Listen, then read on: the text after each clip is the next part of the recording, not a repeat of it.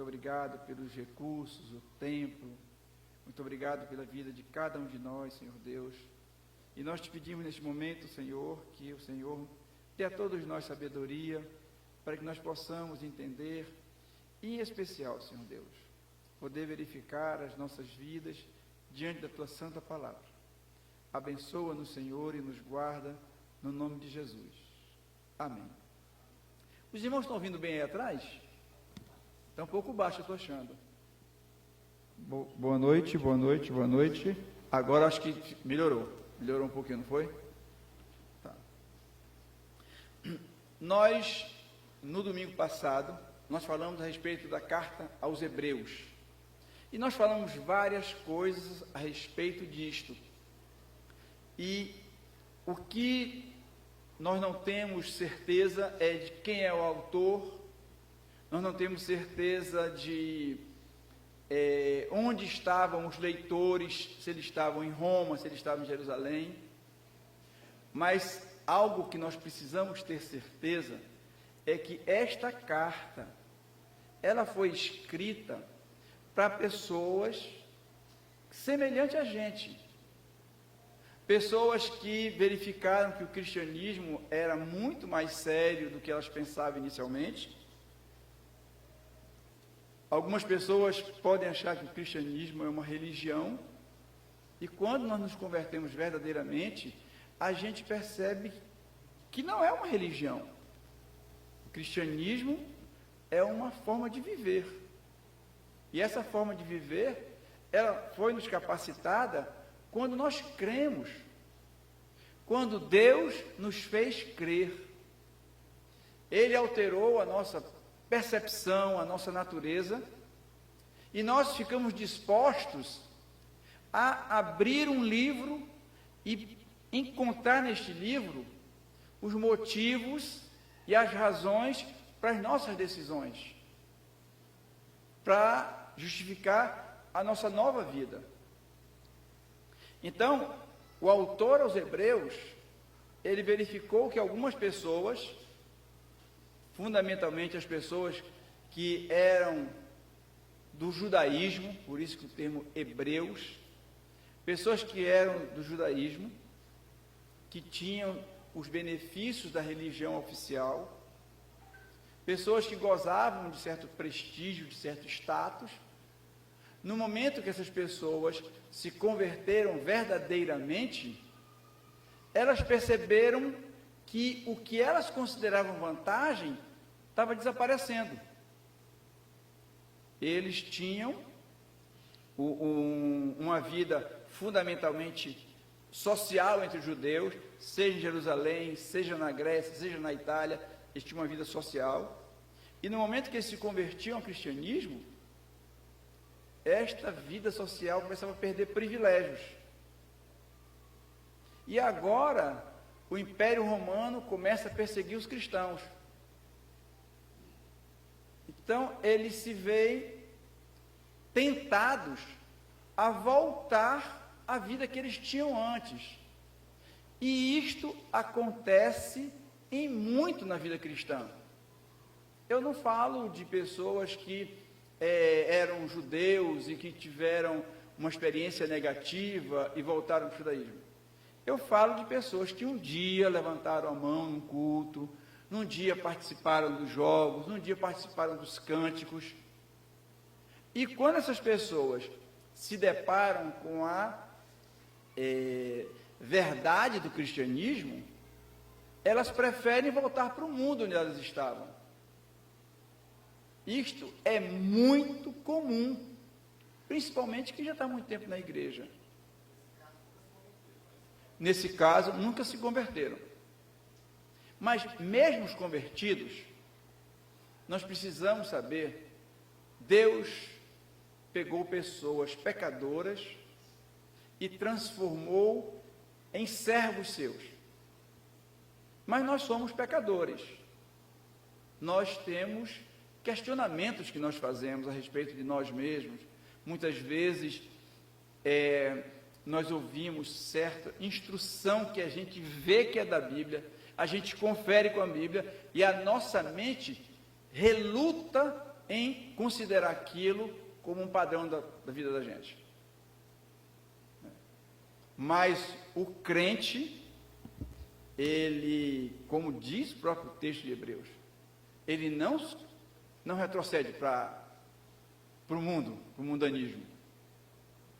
A história que existem desviados, ela é um conceito que se criou para poder manter na igreja ou manter na família pessoas que um dia falaram que eram crentes e praticaram pecado, e gostaram do pecado, e ficaram no pecado.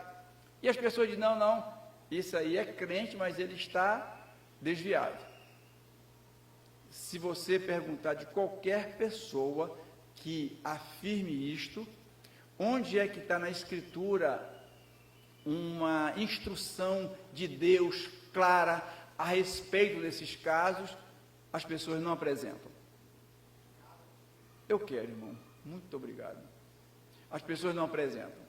O que elas vão falar é de experiências. Não, eu tive um tio que era da igreja, aí ele ficou muitos anos adulterando, tomando cachaça, mentindo, roubando, e depois voltou para a igreja. Se ele voltou para a igreja, ele não se converteu, ele corre o risco de voltar a fazer as mesmas coisas. A conversão não é uma ação religiosa de um pastor, não é o cuidado do pai.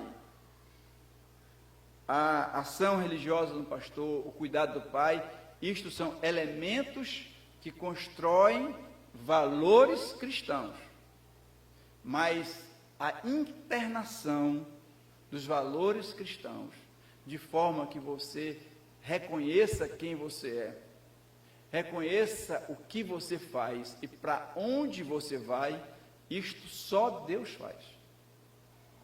Ninguém mais faz. E o escritor aos Hebreus, o que ele pretende é falar com pessoas que estavam desanimadas. Falar com pessoas que começaram a colocar na sua vida pessoal ou na sua experiência religiosa. Obrigado, irmão.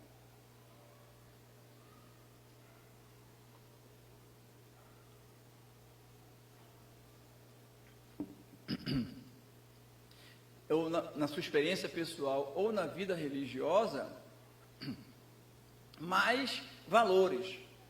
De vez em quando tem uma mensagem assim, nas manchetes. Evangélico abandona a fé e se torna católico. Aí tem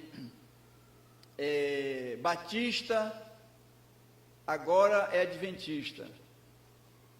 Essas manchetes são de pessoas que não conhecem o que é verdadeiramente crer. Ninguém que creu vai passar a ser adventista. Ele não creu e em um determinado momento ele continua incrédulo, achando que o sábado vai salvá-lo. Uma pessoa que se diz evangélica, ou batista, ou presbiteriano, ou assembleano, e que agora eu sou católico, ele era incrédulo no meio de uma igreja evangélica, e agora ele continua incrédulo no meio de uma igreja católica. Então, o escritor aos Hebreus, o que ele vai é nos mostrar quem é Cristo e o que Cristo fez. E ele vai colocar mais valores para que nós possamos entender. Tá?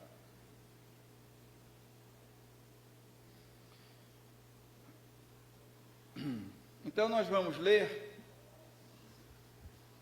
Eu não vou tratar do capítulo 4, que geralmente as pessoas incluem o capítulo 4, o verso 4, nessa primeira leitura. Eu vou ler só do 1 ao 3.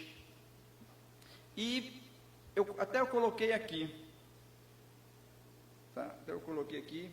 Mas vamos para a leitura no texto. Nós já oramos.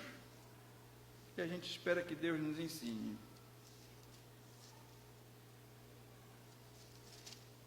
Se vocês questionarem ou tiverem alguma coisa para falar, é um EBD, tá ok? A gente pode tratar de qualquer questão sem problema nenhum. Hebreus 1, versos 1 a 3. Diz assim: havendo Deus antigamente falado de muitas vezes e de muitas maneiras aos pais pelos profetas, a nós falou-nos nestes últimos dias pelo Filho, a quem constituiu herdeiro de tudo, por quem fez também o mundo, o qual, o Filho, sendo o resplendor da sua glória de Deus e a expressa imagem da sua pessoa de Deus, e sustentando todas as coisas pela palavra do seu poder, do poder do Filho, havendo feito por si mesmo a purificação dos nossos pecados, assentou-se à destra, à direita da majestade de Deus nas alturas. Então, este texto, ele vai nos mostrar uma parte importante para o argumento do escritor. Ele nos mostra aqui, é o texto completo que nós lemos, ele nos mostra a respeito das Escrituras, né? Do que Deus fez, versículo 1, ele fala sobre as Escrituras. No versículo 2, ele fala o que Deus Pai fez para o Deus Filho. No versículo 3, ele fala sobre a divindade do Filho. Então, nós vamos tentar tratar isto sem correrias. Você já sabe, eu correndo, eu levo um ano para fazer as coisas, sem correria, talvez o arrebatamento interrompa esse estudo. Então, irmãos, esse primeiro versículo, ele vai e diz, olha, Deus falou aos antigos de muitas formas, de muitas maneiras, pelos profetas. A ideia aqui, e ele diz, nestes últimos dias nos falou pelo Filho. A ideia do texto, ela dá credibilidade ao Velho Testamento e o faz um livro único com o Novo. Ele diz que Deus falou de fato aos homens da antiguidade por meio de profetas. Falou de outras formas também mais, mas ele diz por meio de profetas. E ele nos coloca, o texto, que nos últimos dias nos falou por Cristo. Então, ele junta como se fosse algo contínuo. Ele não faz uma ruptura entre o que Deus falou aos profetas e o que o Filho falou. Neste texto, muitos pastores dizem assim, aqui a palavra de Deus está dizendo que Jesus é superior aos profetas. Ele não está dizendo isto. Em momento algum, vamos só voltar aqui, ele diz assim, olha, havendo Deus antigamente falado pelos profetas, nesses últimos dias nos falou pelo Filho. Ele não dá uma ideia de que Jesus Cristo, o que Jesus Cristo falou, é superior. Ele dá uma ideia de que há uma continuidade, antigamente e últimos dias, uma ideia de tempo. Ele diz, Deus falou pelos profetas. Então, ele está dando credibilidade aos profetas. E ele nos fala sobre, pelos profetas. A nós nos falou pelo Filho. Na realidade, no original, é por um filho. A ideia não é dizer que ele tem mais filhos, é dizer, olha, no passado ele falou por pessoas normais, humanas, mas nesses últimos dias ele está falando por aquele que saiu dele, que é divino, que é divino como ele. Então, não existe superioridade do Novo Testamento ao Velho Testamento. O que existe é continuidade e complementação. O que seria isso, continuidade e complementação? Que é uma mesma história, continuidade, e que ela se encerra em Cristo, complementação. Eu falei da vez passada, e vou aproveitar, vou repetir, que nós, com esta informação, deixa eu ir para frente, né? A gente pode ver que este termo, últimos dias, é como se Jesus Cristo falou todas as coisas que estão determinadas.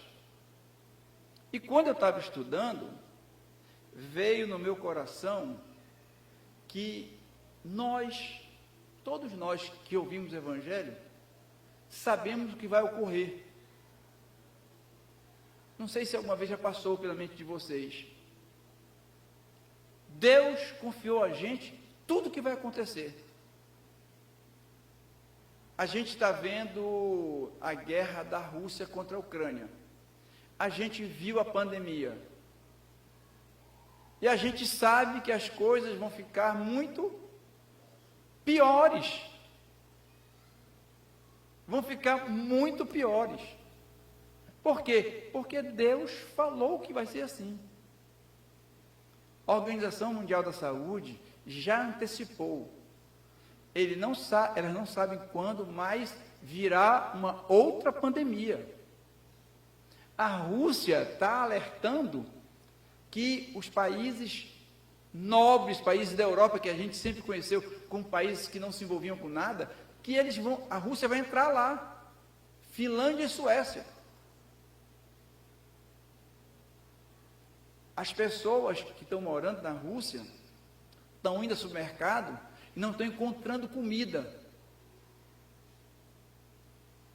Vai ficar muito pior. E eu vinha no carro comentando sobre como os princípios do mundo já estão se organizando para que haja um controle mundial. Né? O Brasil é um país autônomo, não é isso? Ele decide, elege, deselege, prende, solta, tem a sua lei.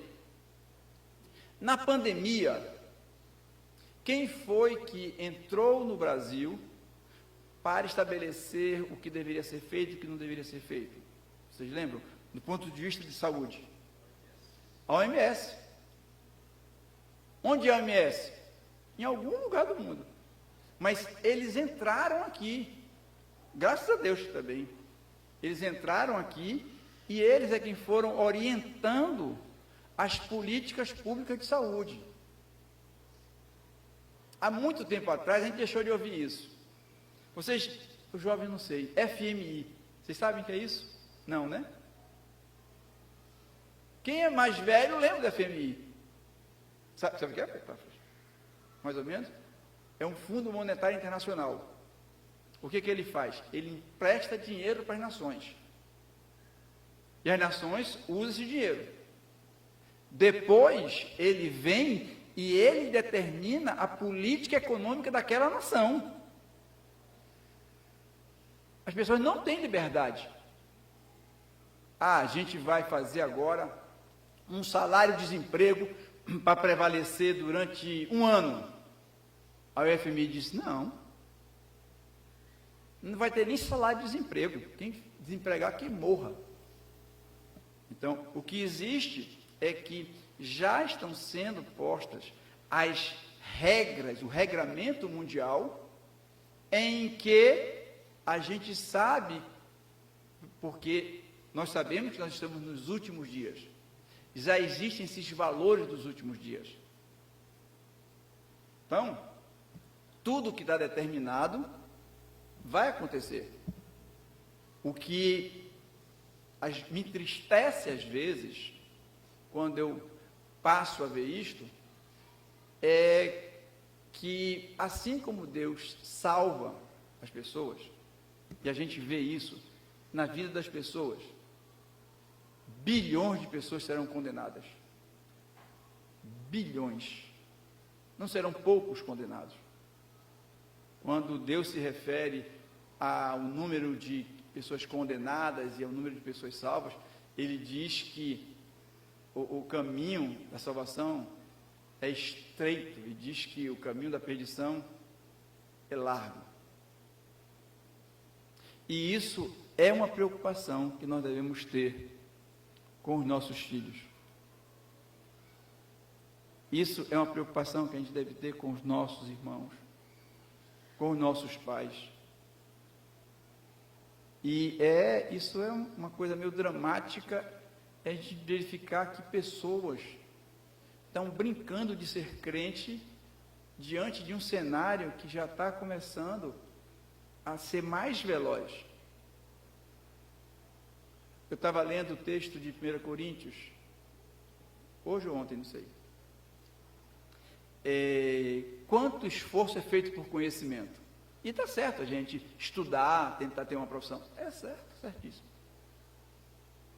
Mas é um engano achar que o que nós conhecemos individualmente é mais importante do que as Escrituras. É um engano. É completamente enganoso. Porque a nossa mente, ela precisa ser alimentada como o nosso corpo. E o que a gente sabe, o que a gente vê, é que quanto mais você se aprofunda no humanismo, mais as verdades bíblicas perdem o sentido. A história da Bíblia é uma história inacreditável. Deus é um Deus impossível. E isto só vai ganhando característica na nossa mente, só vai ganhando, se incorporando, se nós temos cultura cristã, de leitura, de discussão com os filhos. É bom que o filho saiba fazer raiz quadrada? Excelente. Entenda de matrizes? É muito bom. Mas isso não é a prioridade para a vida dele. O que é prioritário é que ele seja um bom aluno e um ótimo crente. Ele só será um bom filho, ele só será um bom esposo, uma boa esposa, se for crente. Não existe nenhuma possibilidade de relacionamentos funcionarem se as pessoas não forem crentes. Nenhuma.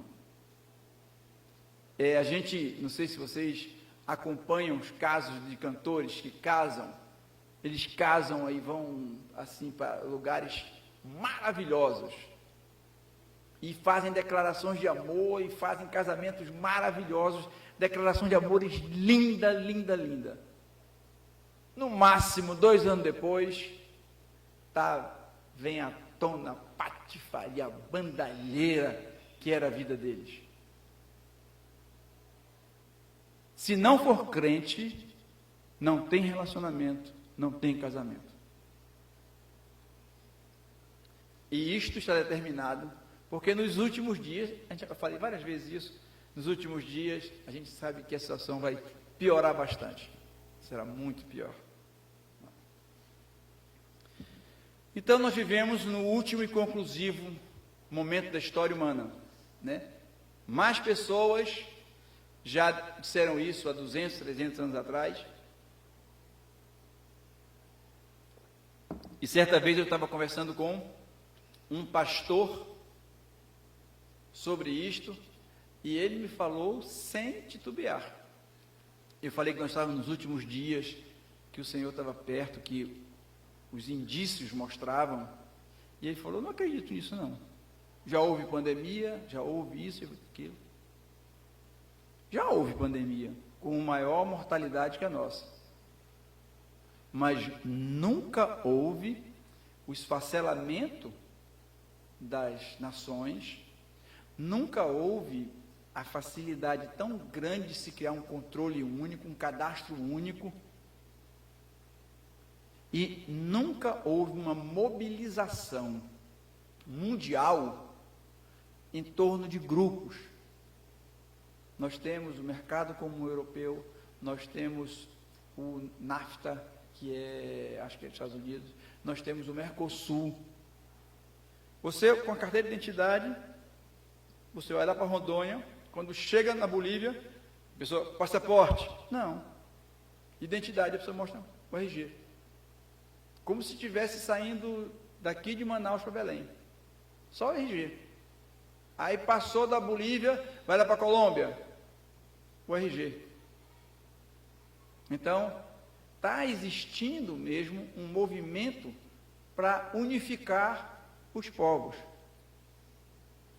E é preciso avisar para as pessoas que não crerem verdadeiramente no Senhor, vão experimentar a ira de Deus ainda neste mundo, e o que é mais trágico, a eternidade, onde a Bíblia diz, onde há ranger de dentes e choro eternamente. Eu vou só fazer um parêntese aqui. O que vocês acham quando uma pessoa morre? Logo depois que ela morre, vocês acham que ela perde o sentido? Vocês acham que ela esquece do que aconteceu? Não perde sentido. E nós temos uma evidência disso, dramática, na história de Rico e Lázaro. Nós temos evidência disso na existência de Moisés e Elias. As pessoas, ao morrerem, irmãos, que não são crentes, elas tomam um susto que vai durar a eternidade delas. Elas vão se deparar com algo pavoroso, irreversível. E o que é pior, elas não mais morrerão. Elas vão passar a vida toda naquela situação, vivendo cada vez mais, e aquilo vai durar a eternidade delas.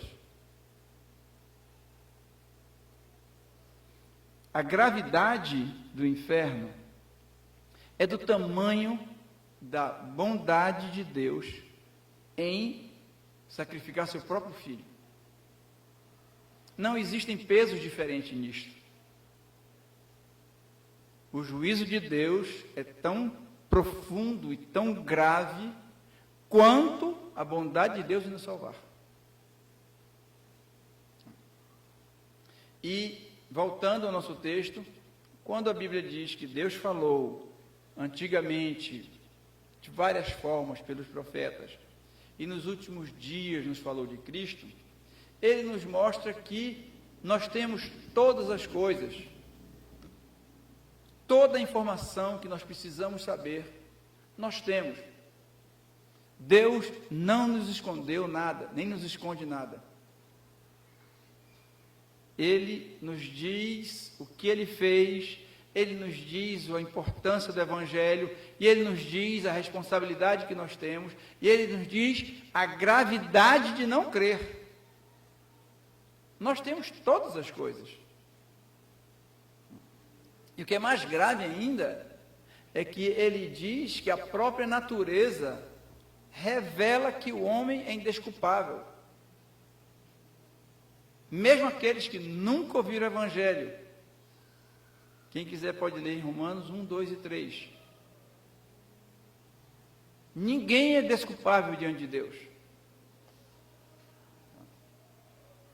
Então, o que o autor dos Hebreus coloca é que ele acredita profundamente no que falou Deus pelos profetas e o que Jesus Cristo falou.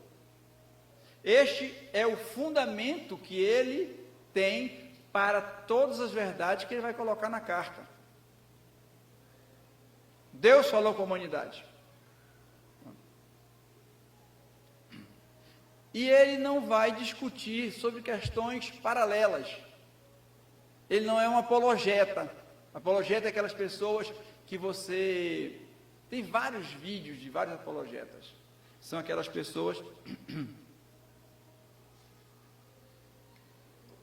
que vão para esses encontros, para esses debates, e tem vários cientistas, e eles ficam discutindo sobre como é que cientificamente isso poderia se encaixar na Bíblia, se a Bíblia não responde sobre isso, como é que vocês dizem que o mundo, o universo é um universo novo, e as evidências científicas dizem que são bilhões de anos. Aí tem aquelas discussões sobre os erros científicos, sobre as possibilidades. Ele não está interessado nisso.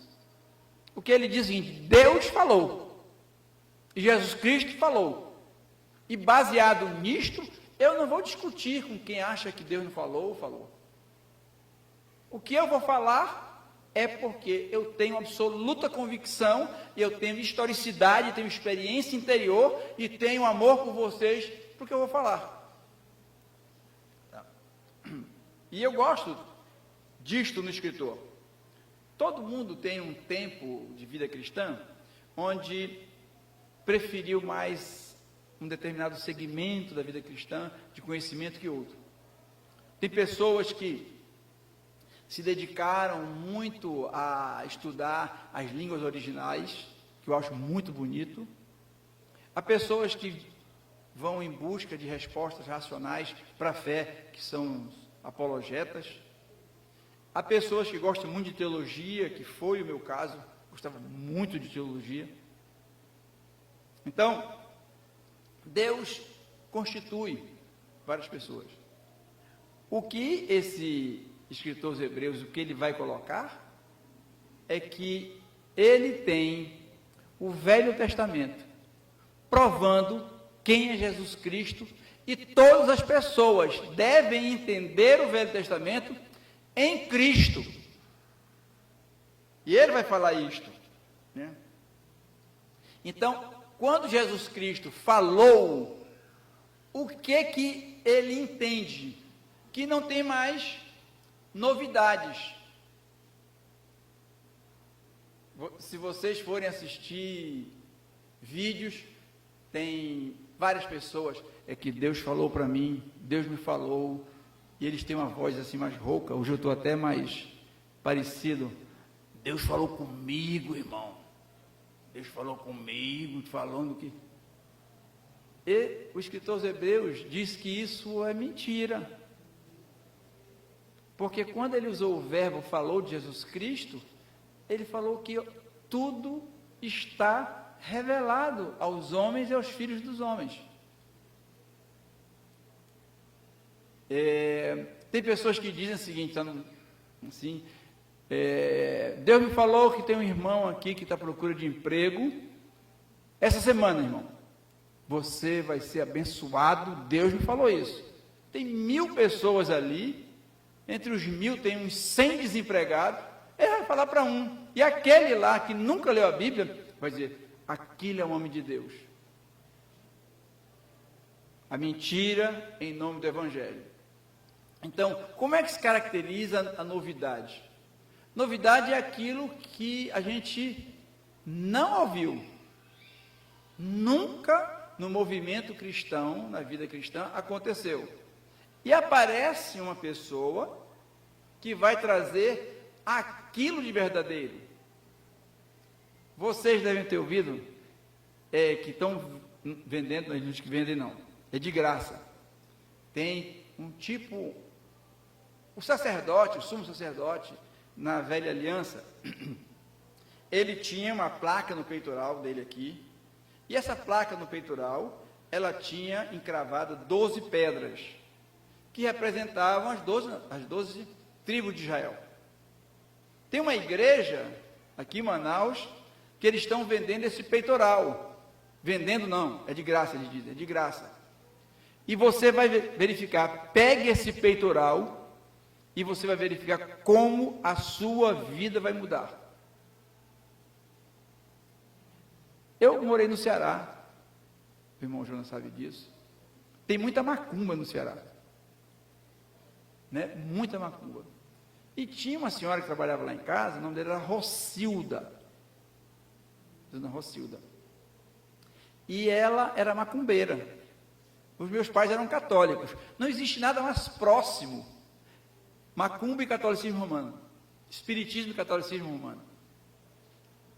Então, ela tinha sessões lá em casa, lá no fundo do quintal, lá, onde haviam objetos ungidos, próprios da macumbaria.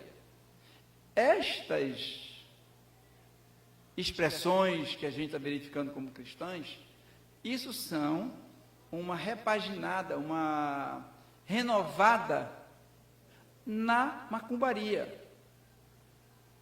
Existe um santo católico, que é o santo das causas perdidas ou difíceis, eu não sei. Já existe um amuleto evangélico para as causas difíceis ou perdidas. Então, o que a gente precisa é ter atenção com aquilo que nunca existiu e chega ao nosso meio. Porque se as escrituras são completas, e os escritores hebreus afirmam que elas são completas, a gente não pode se deixar enganar por este tipo de argumentação. E tem também a tradição. Isso é uma coisa perigosa na nossa vida também. Nós fazemos muitas coisas porque a gente viu alguém fazer e a gente copia. Eu saí de férias e eu vi a discussão na diretoria da igreja se celebrariam ou não a ceia. Eu disse, eu não vou nem dar opinião para ver o que eles vão resolver. Aí, um de lá, um de cá. Aí o irmãozinho, não vou falar o nome dele, falou, é para fazer. É para fazer. Por que precisa de pastor em ceia? Onde é que está dito que precisa de pastor em ceia? Vai deixar de fazer a ceia ao Senhor por causa do pastor? Não. É para fazer ceia, irmãos. A tradição, o que a gente faz sem menor discernimento, as pessoas mais tradicionais estão dizendo, pecaram os irmãos. Pecaram. Era para esperar o pastor. Esses são os que se acham mais santos. São os mais ignorantes. Não existe nada que você faça para Deus que você precise de um mediador. A Bíblia, quando nos salva, Ele diz que nós somos sacerdócio santo. Cada crente, quando é salvo, ele não precisa do padre ou do pastor para chegar a Deus. Se a ceia é do Senhor, o que precisa é que irmãos santos se mobilizem para celebrar a ceia do Senhor, com ou sem pastor. Então, a tradição muitas vezes nos dá ar de sabedoria, que na realidade é uma ignorância e uma soberba que a gente passa a condenar os irmãos que mais têm conhecimento das Escrituras. Culto de oração, batismo. Existem igrejas que, quando o pastor sai de férias, chamam um outro pastor para celebrar a ceia. Por quê? O que o pastor tem a mais do que os irmãos que são crentes? O batismo. Se você for dizer o seguinte, olha, batismo só vale se for com o pastor. Se você dizer, Onde é que está na Bíblia? Onde é que está na Bíblia dizendo que só o pastor pode batizar? Qual é um batismo bem conhecido nas Escrituras? Filipe Eunuco. Bom, mas tem um mais conhecido ainda, que não é igual ao nosso, mas é um batismo. Não cutuca não, fala tu mesmo. De Jesus. João Batista era pastor de que igreja, irmão? Então, não existe, porque existe uma tradição. Eu respeito a tradição dessas pessoas, mas elas não podem impor que isto é mandamento do Senhor. Eu entendo que alguns grupos têm tradições, eu entendo isto, mas não pode dizer assim diz o Senhor. Quando a Bíblia diz que só deve se batizar quem é crente, é mandamento. Mas eu não sei quem é crente. E a pessoa quer se batizar. Eu batismo. Mas eu oro para o Senhor. Senhor, tu sabes da minha responsabilidade nisto. É litúrgica, é ritual. A responsabilidade de todos que se batizaram aqui comigo foi primariamente de quem? Deles. Secundariamente, dos pais. Eu mandei perguntar a todos os pais. Então, nós precisamos saber o que as Escrituras falaram é algo completo. E que elas são que determinam a minha vida, a vida do irmão. E muitas vezes nós criticamos as pessoas por pura tradição. Já aconteceu aqui na igreja, algumas vezes, até num regime de um conflito mais aberto, pessoas defendendo o seu modo de entender, quando não tinham nenhum fundamento bíblico para garantir aquela conduta. O que Deus diz, assim diz o Senhor, é inquestionável. Nós podemos discutir o seu entendimento. Isso é possível. Mas aquilo que eu penso só serve para uma pessoa. Para mim. O que eu acho só serve para mim. Então, o escritor aos Hebreus, ele nos alerta sobre novidades e sobre tradição. E aqui eu sinto que travou. Não.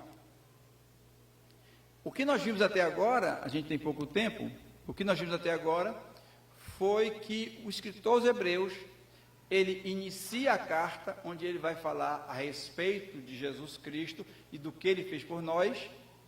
Ele coloca que o fundamento da argumentação dele são as Escrituras. E ele agora vai falar, nós não vamos encerrar, mas ele vai falar sobre quem ele está falando. Porque o texto, quando ele fala assim, a quem constituiu, ele está se referindo a quem? Segundo o texto, ao filho, a quem constituiu. Aí quando ele chega no 4, ele diz o qual, está se referindo a quem? Ao filho. Olha o capítulo 1. No verso 1, está dito assim, ele encerra, nesses últimos dias nos falou pelo Filho. No verso 5, ele diz assim, porque tu és meu filho. Novamente ele diz, ele me será por filho. No verso 6, mais do filho. Então, o capítulo 1, ele está falando só sobre as Escrituras no começo, e depois ele vai falar a respeito do filho. Quando a gente já sabe disso, só para a gente renovar um pouco. Quando a Bíblia fala de filho, ela fundamentalmente está falando de alguém que saiu de dentro de outro. Não é isso ou não? Como? Isso, que estava dentro do outro.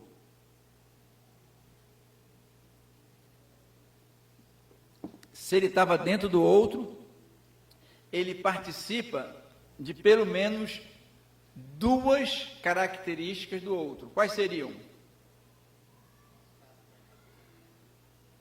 Não, é isso, nosso caso, pronto, pecador, vamos dar um nome mais teológico para isso. Pecador e outra coisa que é interessante, que a gente quase não percebe. Quando se fala na Bíblia que alguém estava dentro de outro, este alguém, o que em tese ele herdou do outro? Natureza, isso aí, é natureza. E outra coisa que vai ser mais difícil, mas eu vou esperar que vocês digam. Esse é mais difícil. Como é que é, irmã? Não ouvi. Começa com que letra? T. T. Com? Não, imagina. Imagina que seja Deus. T ou I? T de tatu. T de tatu. Ou I? Não.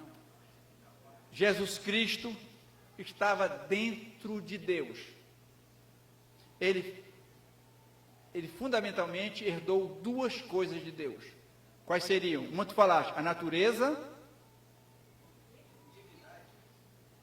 Não, pois é, a natureza já é divina, a natureza.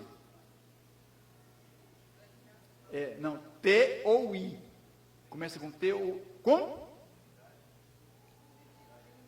Identidade não, mas eu achei que quase acerta. Idade. A idade. Olha uma coisa, irmãos. Todos nós, em tese, temos a mesma idade. Deixa eu perguntar para o Laime, que o Laime gosta dessas reflexões mais profundas. Por que, Laime? Todos nós temos, em tese, a mesma idade. Ele sabe, porque ele é muito tímido, Laime. O mais falante da casa dele é o Caleb. Por que, Caleb, tu achas que, em tese, nós temos a mesma idade? E nem quer saber, né, cara, quando olha para mim, você não tem a sua idade não, né?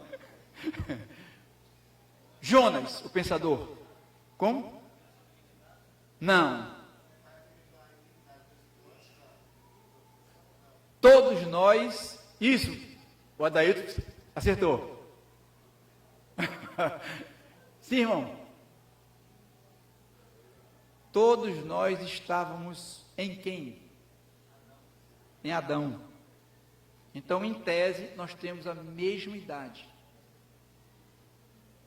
Todos nós estávamos em Adão. Como? O ter o tempo. Aí eu falei, o tempo ficou muito difícil, eu falei, piorou mais. Aí quando ele disse identidade, eu digo, como? Quase dá certo. Tá. Então, Jesus Cristo, quando ele está dentro de Deus, ele é o próprio Deus. E ele herda a natureza de Deus, e ele herda a eternidade de Deus. Mas ele herdou mais coisas que não cabem para a gente aqui, mas ele herdou, o que ele herdou quando ele diz, o que o Pai faz, eu semelhantemente faço, seria o quê? Rafa, Radassa, poder, o papai acertou. Gostei do sábado, hein? Poder. O que o Pai faz, semelhantemente eu faço. E quando a gente vai para o texto, a gente verifica que há uma pessoa diferente, que é Deus Pai, e uma pessoa diferente, que é Deus Filho. E diz que Deus Pai constituiu o Filho como herdeiro de todas as coisas. Quando Jesus Cristo diz assim, todo poder me foi dado, tanto na terra quanto no céu. Aí ele, ide portanto e anunciar o Evangelho. Este ato de anunciar o Evangelho faz parte de que característica de Deus? De que atributo de Deus? Faz tempo que eu estou achando que estou complicando muito, mas vocês precisam, eu estou achando, quem vai, essa aula domingo, eu vou escolher, vou colocar 4 varões aqui, vou sortear, e vou avisar só na sexta-feira. Quando ele diz anunciar o Evangelho, que atributo ele tá, que exercício ele está fazendo? Autoridade. Mas anunciar o Evangelho, amor? É amor, é misericórdia, mas eu queria mais poder também. Começa com J e termina com Sá. E tem jus no meio. Justiça. Yes. Isso. Ele está exercitando justiça. Então, quando ele diz constituir o herdeiro de tudo que ele manda no seu Evangelho, ele está exercitando justiça. E a justiça de Deus tem um único lado? 2 lados, porque senão ele não seria justo. O anúncio do Evangelho, o que ele diz? Quem crer, quem não crer. Então, algo que a gente precisa considerar para que a gente não ache que as nossas reuniões, que o que a gente aprende são hábitos ou modelos de igreja, para que a gente saiba que a preocupação do escritor aos Hebreus, e que nós vamos ver mais, é que quando Deus concedeu ao Filho todas as coisas, o Filho já proclamou sobre a sua justiça, sobre a condenação dos incrédulos e sobre a salvação dos crentes. Eu vou encerrar aqui, e se Deus permitir, domingo nós voltaremos. E a gente vai ter um tempo até 6h15, onde a gente pode conversar um pouquinho mais, para que a gente discuta as questões que a gente pode melhorar ou esclarecer um pouco mais. Eu vou pedir ao irmão Laimo que ore, encerrando, irmão, por favor.